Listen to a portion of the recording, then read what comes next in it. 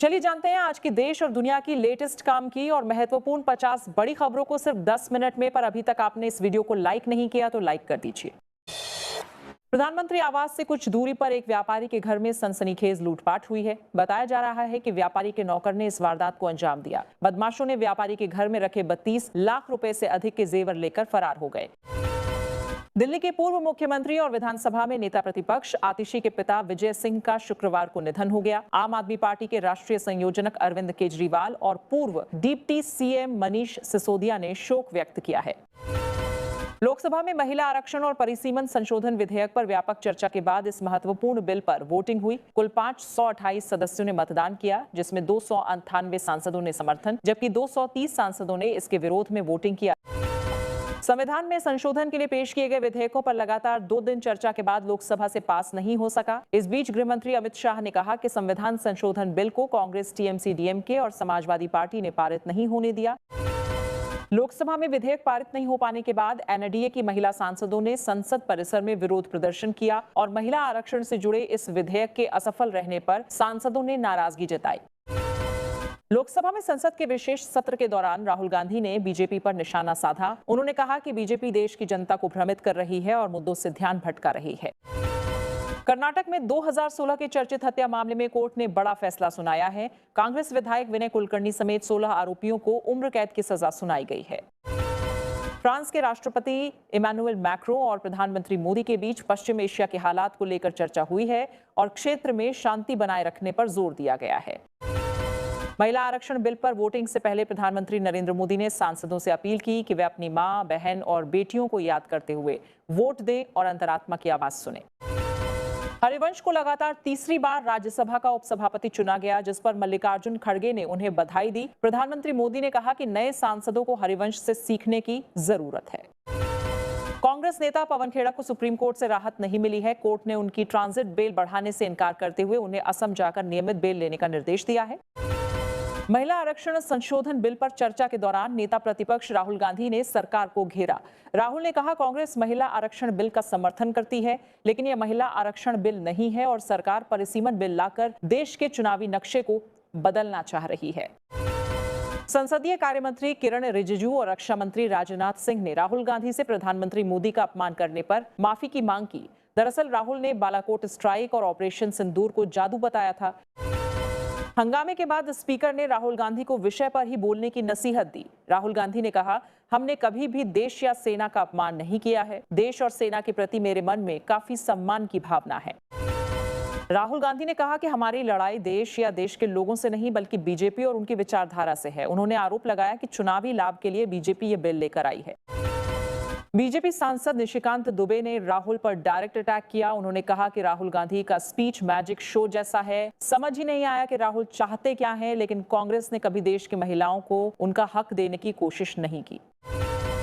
नेता विपक्ष राहुल गांधी पर एफआईआर दर्ज होने का रास्ता साफ हो गया है। इलाहाबाद हाईकोर्ट की लखनऊ बेंच ने ब्रिटिश नागरिकता मामले में राहुल पर एफआईआर दर्ज करने के आदेश दिए हैं। साथ ही केंद्रीय एजेंसी से जांच कराने के लिए भी कहा है।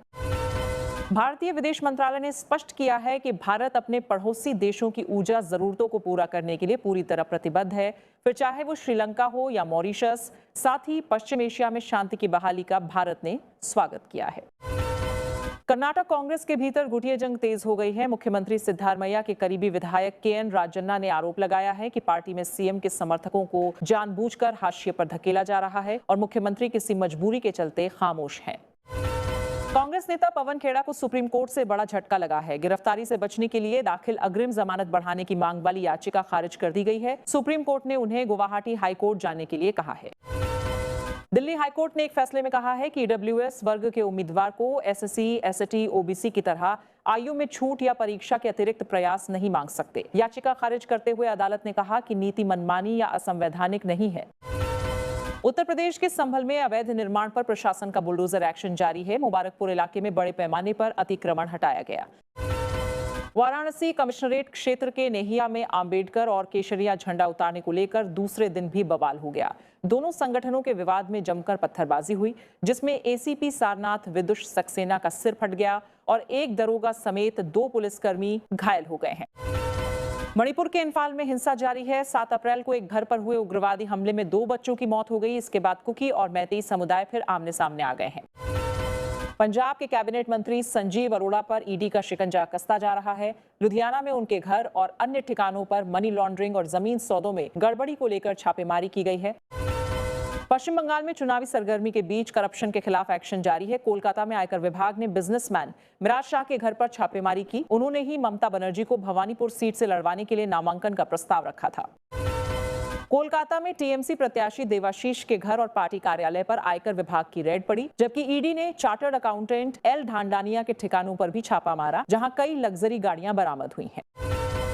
नासिक के धर्मांतरण मामले में 2 आरोपियों को हिरासत में लिया गया है और कोर्ट से 7 दिन की पुलिस रिमांड की मांग की गई है। इस मामले में महिला से छेड़छाड़ के भी गंभीर आरोप सामने आए हैं।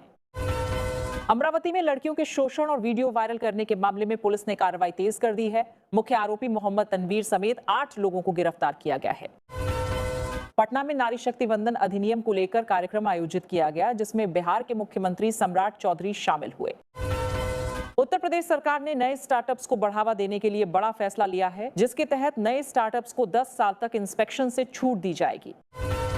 प्रयागराज में वैशाख अमावस्या के मौके पर संगम में श्रद्धालुओं की भारी भीड़ उमड़ी और लोगों ने पवित्र स्नान किया। मौसम की बात करें तो अप्रैल में भी श्रीनगर में बर्फबारी हो रही है। पहाड़ी इलाकों में ताजा बर्फबारी से रास्ते प्रभावित हुए हैं। वहीं मैदानी इलाकों में तेज हवाओं के साथ बारिश दर्ज की गई है। आर्थिक मोर्चे पर शेयर बाजार बढ़त के साथ बंद हुआ। सेंसेक्स में 500 से ज्यादा अंकों की तेजी रही, जबकि निफ्टी भी मजबूती के साथ बंद हुआ। वहीं डॉलर के मुकाबले रुपया मजबूत हुआ है और कच्चे तेल की कीमतों में गिरावट इसका एक बड़ा कारण माना जा रहा है। साथ ही सोने और चांदी की कीमतों में भी तेजी दर्ज की गई है।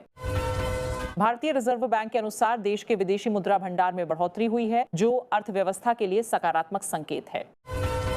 राजस्थान के भिवाड़ी में मजदूरों का प्रदर्शन दूसरे दिन भी जारी रहा, जहां वेतन बढ़ाने की मांग को लेकर श्रमिक और पुलिस आमने सामने नजर आए। अंतर्राष्ट्रीय स्तर पर ईरान और इजरायल के बीच 10 दिनों का सीज फायर लागू हो गया है। सीज फायर के बाद लेबनान में लोग अपने घरों की ओर लौटने लगे हैं। हालांकि कुछ जगहों पर फायरिंग की घटनाएं भी सामने आई हैं। अमेरिकी राष्ट्रपति डोनाल्ड ट्रंप ने इस सीज फायर को ऐतिहासिक बताया है। वहीं अमेरिका ने ईरान को चेतावनी दी है कि गलत कदम उठाने पर कड़ी कार्रवाई की जाएगी।